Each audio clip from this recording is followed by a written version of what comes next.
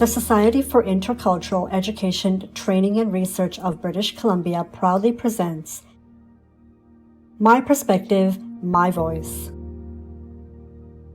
a video series that highlights the various experiences of different people in marginalized communities.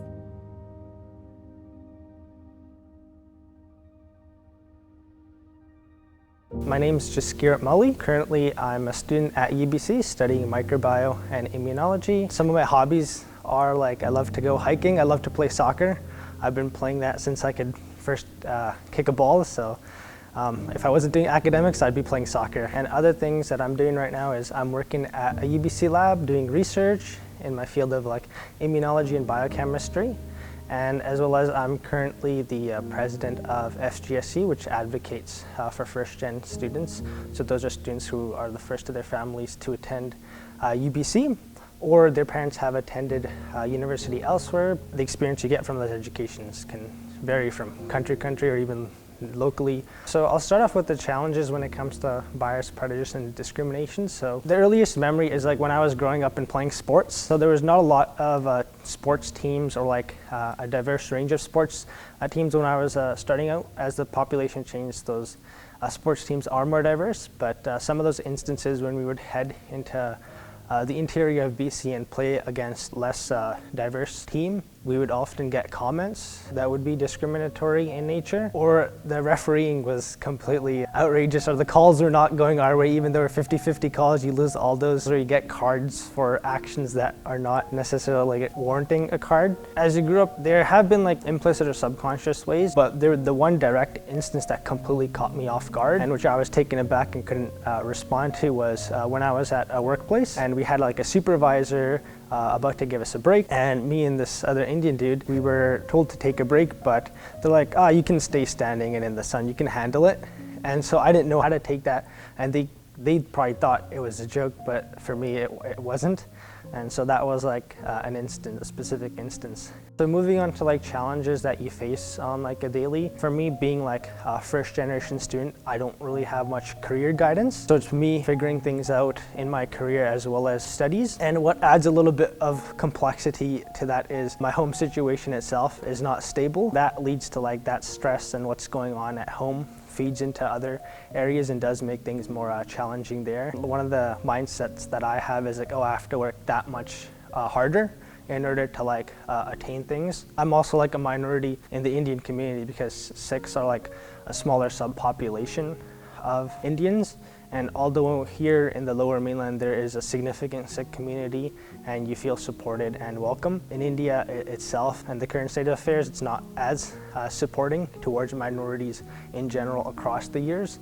And so really it's just about trying to find home in all these different complex identities and feeling welcome. What I'd like people to know about my perspective is just understanding the struggles and challenges I go through, and that would for me go a long way because it relieves a lot of expectations, a lot of pressures, and then hopefully people can understand why I'm acting in a certain way or why I do things in a certain way. And when it comes to just everyday things they might not consider, is it's that much harder to do a simple thing or go about your day. For instance, if I'm in the lab, in my mind, I have to do really good, not just to get the results I need for a scientific paper, but more so because I know, if I do well in my career here, I can get to places, and those places will empower me and allow me to carry out actions to relieve myself of the other challenges and situations that I mentioned before. One of the questions that it depends on the context and tone it's asked is where are you from? When it comes to that and they're targeting the ethnic part of where you're from,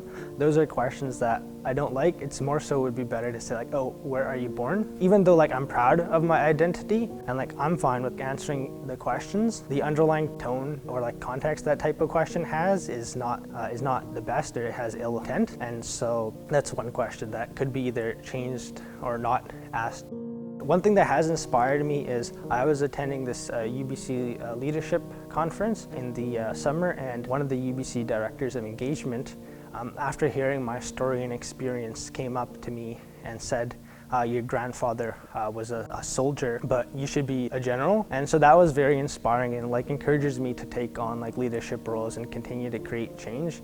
And so a little bit of a segue of that, my grandpa's story, who is my hero, is He had like a family of 6 daughters in the early 20th century in India, which is quite a challenge based off like the cultural pressures and expectations within society. And so being able to manage and take care of his family, as well as he was off to like war, so he fought in 4 conflicts in the Sino-Indian War, 2 against Pakistan, and then 1 against Goa. So, and in one of the operations, he was pretty much declared dead after his plane was shot down. And so he was missing in the jungle for the longest time, and his family thought he was dead. He was declared killed in action, and so he was able to navigate and survive in the jungle with no food, no water, skin falling off.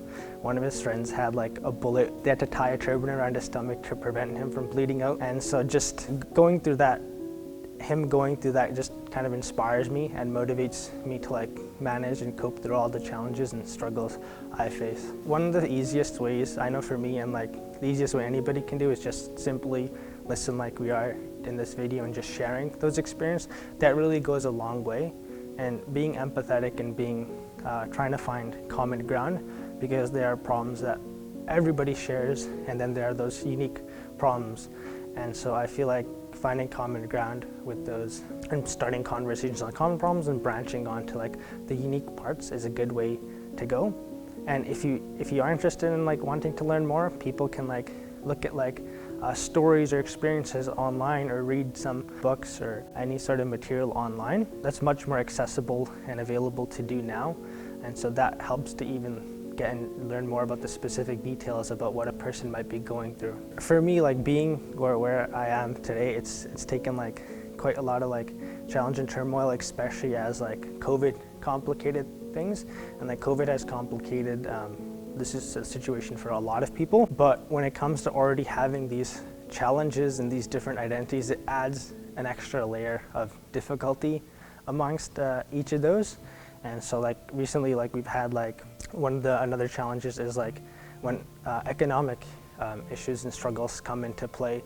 I recently had to consider whether like multiple times, it's not even one time as like a first gen with all these different challenges. There's multiple points in my degree where it's like, oh, should I continue studying or do something else? Sometimes it's like you have to make those hard calls, and it's been difficult because everything I've been doing up until this point was, oh yeah, to make sure I can get a good education. As my grandpa would say, like education's a light, and that was something he said when Diwali was there. Like, although you have a festival of lights for religious reasons, education is also another light, and he decided to say that in English, which is when you know he's dropping some fire. He switches to a different language when he's teaching a lesson. Continuing to like persevere, and like in recent time, because of COVID, because of academic challenges, and just what's going on with home, there's many points where it came across my mind to not continue doing what I do, even though I've like sacrificed so much time and effort.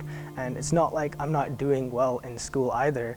It's like I'm doing well in all these areas, but then it's like when you lose the grasp to that opportunity, it really hurts. But like every single time I've managed to find it within me at some point, whether looking at my role models, heroes, or just talking to other people, to like finding a way to like persevere. In recent time, it was just so bad where it's like the weight on my shoulders was such that if one wrong decision was made, our family would tear apart. And like I saw my mom, like herself, go through many health crises because of this past year. And for me, it's like I have a really close tie with my mom. So when you see your family, especially your mom, going through that, it like breaks you on the inside. I've managed to like heal myself and become that much more stronger, and like it has actually, the process, I've learned a lot more in the past 2 years than I have in the rest of my life. And one like motto that I now live by is like, I will bend but never break. And so that in itself is like very empowering, because now I know no matter what the circumstances, like no matter how deep in the hole I am, like I can always get myself out of it.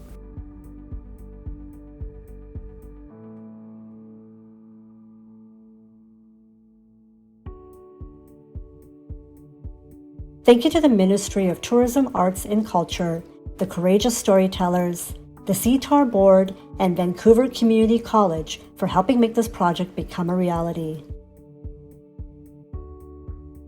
Curated by Anu Pala and Tanya Cowie. Filmed and edited by Tejita Gupta.